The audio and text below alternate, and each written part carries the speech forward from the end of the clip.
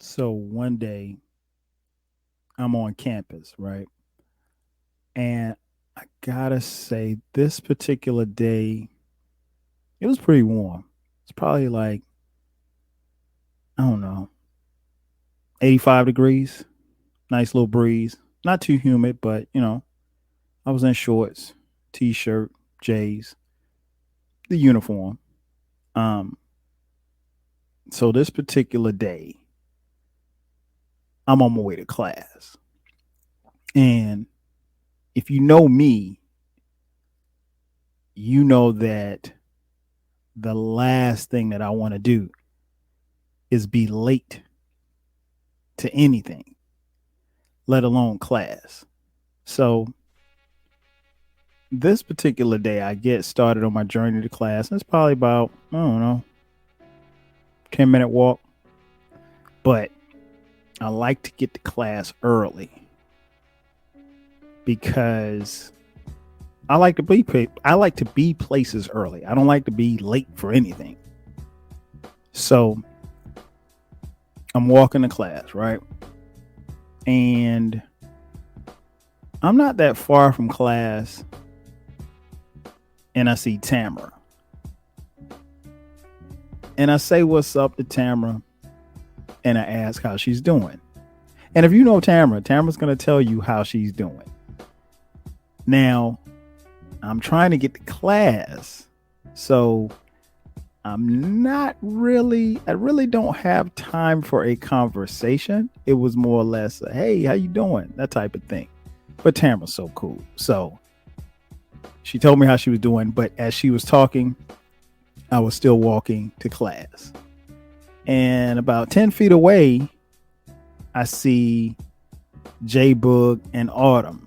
And they're clearly waiting on Tamara, but Tamara, in between the conversation with me, stopped to talk to somebody else. So I say what's up to Jay and Autumn, and they appear to be waiting on Chris and Audrey. But I say what's up to them, and Autumn cracks a joke, and she always does. And we laugh, but I keep stepping. So I look at my watch. I'm going to make it to class on time. That's no doubt about that. But I kind of pick up the pace.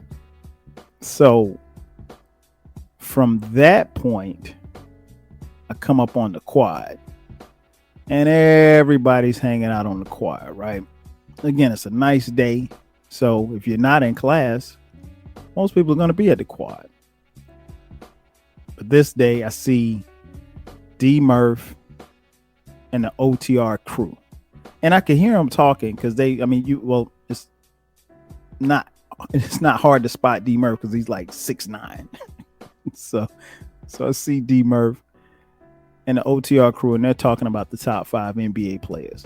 It's a discussion that I really want to participate in, but honestly, I don't have time because I'm trying to get to class. They are out here kicking it and kicking it hard. And then somebody beside them started rolling dice. So I was like, oh, snap, this is going to be lit. If they're still doing it by the time I get out of class, but I got to get to class first. So I say what's up to the fellas, and I keep walking. Then I get about, I don't know, 60 yards away from my building where I'm going to class. And I see Doug. He's from the north side.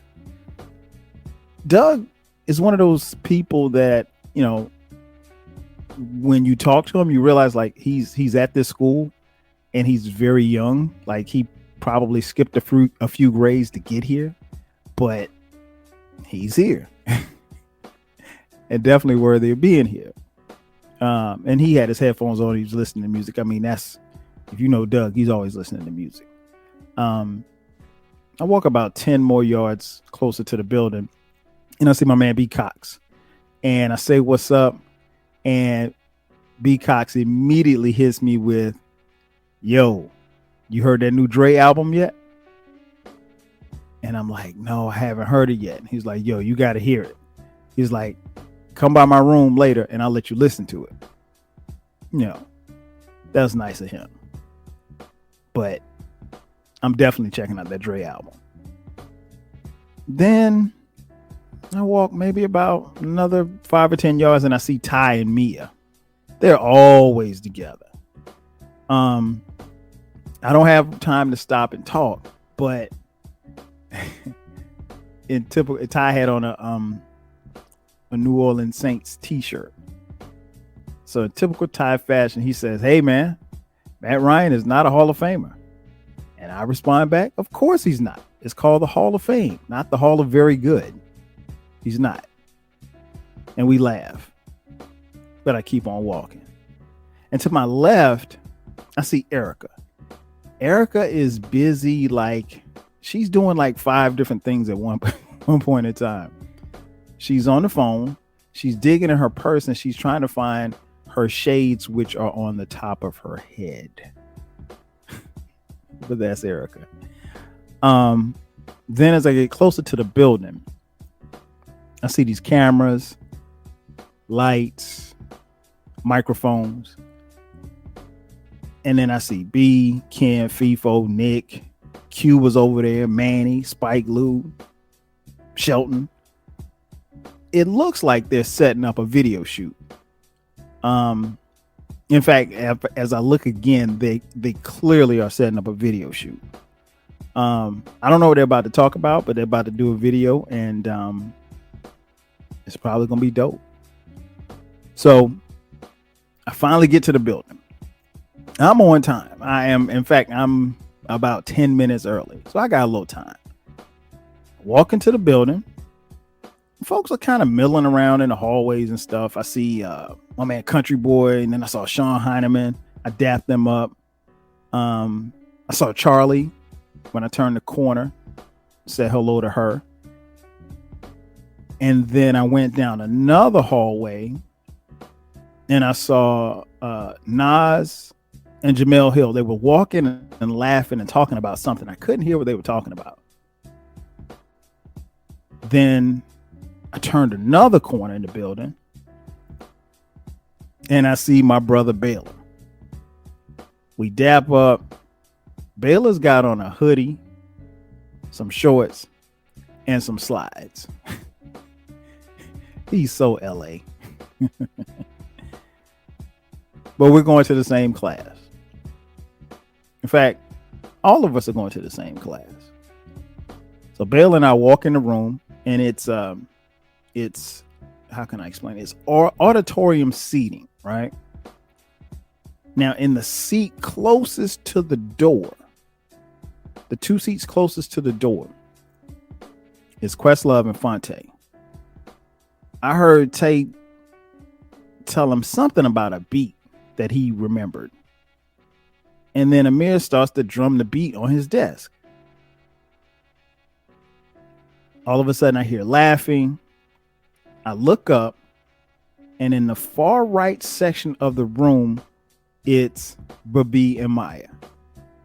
And their voices and their laughter are very distinctive. I'm not sure what they were laughing at, but whatever it was funny to them. Now, you pan to the middle of the front row. Right up front is Bomani and King Germ.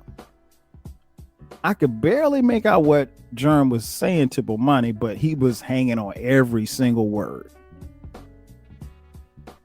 So I walk up the steps and I go to my seat, my usual seat. It's in the right. It's the right side of the middle, basically. And I sit down. One seat over is my boy Eclectic.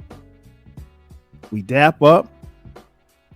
I look down and he's wearing some type of Nike sneakers that I'm sure hasn't even come out to the public yet. But that's who he is. He asked me a question about Run DMC and I pulled out my laptop. So I'm getting settled in, right? I look around. Steven Jackson and Matt Barnes are to my left in the front of me. They're high. Oh, and then I see Victor Santiago walk into the class. You know, he considers himself to be a drinking champion. And from the looks of it, he's had a few already. Right behind him is Joe Budden. He walks past the third row of seats where Rory and Maul are sitting. No words are said, no exchanges, no eye contact even, but he keeps it pushing. And just before the classroom door closes, Bam Kerbal walks in and she grabs her seat. Class is full, right? The lights dim, and the professor emerges from the back. The professor of this class is Reggie Osei, aka Combat Jack. And he begins the lecture. Now, while we're in this classroom, I'm sitting, I'm taking notes, and I'm focused. But the thing about me in this classroom is that you have to understand is that I'm not in any competition with anybody else in my class. To be honest, they're all classmates. Some of them I know well. Some of them I don't know at all. And then there's some that I don't even care to know, if we're being honest. It really doesn't matter who I'm surrounded by. Because in this classroom, it's my job to do me. There's a race for me to run. And honestly, I run my race like a racehorse. You ever seen a racehorse run a race and you see those things on the side of their eyes, on the side of their face? Those are called blinders. And the reason why they put blinders on racehorses is that so that they can run their race and they can stay in their own lane. And that's what I do. I stay in my own lane. I run my race. I do me. And I stay in my own lane. And it doesn't matter what those who are around me are doing. The focus is on me and for me to do and be the best me that I can be. Period. Staying in my lane. I do that pretty well, if I do say so myself. So in the grand scheme of things, it doesn't matter if one person listened or 1 million people listen. The objective is to be you, be authentic, do you, and run your race. As you can tell, this is a big classroom. And there are hundreds of thousands, probably millions of people in this class that I didn't even mention. I just mentioned a few. But at the end of the day, all that matters is that I run my race. And that I give you a piece of me. And what that piece is something creative and something dope that you can vibe to. And honestly, that's it.